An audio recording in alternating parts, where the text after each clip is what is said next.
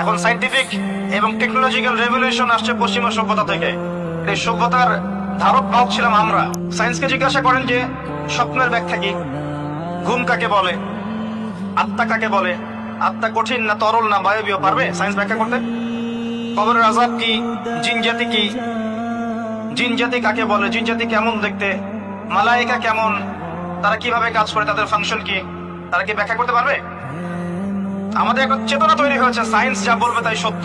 এই চেতনা পুরোপুরি সত্য নয়। কোরআন এবং সুন্নাহ, আল্লাহ এবং তার রাসূল যা বলবেন সেটাই চূড়ান্ত সত্য। এর বাইরে সত্য মিথ্যা চূড়ান্ত কোনো মানদণ্ড নাই। হ্যাঁ, সায়েন্সের ভিত্তি আমরাই দিয়েছি, এটা অমুসলিমরা দেয়নি, এর ভিত্তি মুসলিমরা দিয়েছে। পরবর্তীতে এরা এর উপর খসা মাজা করেছে। এখন সায়েন্টিফিক এবং টেকনোলজিক্যাল রেভলিউশন আসছে পশ্চিমা সভ্যতা থেকে। এই সভ্যতার ধারক বাহক ছিলাম আমরা। সভ্যতা এদের দ্বারা শুরু হয়নি, সভ্যতা নবীদের দ্বারা শুরু হয়েছে। তো সবকিছু সায়েন্স দিয়ে ব্যাখ্যা করা যাবে এমন নয়, কারণ সায়েন্সের সীমাবদ্ধতা আছে, আল্লাহর জ্ঞানের কোনো সীমাবদ্ধতা নাই।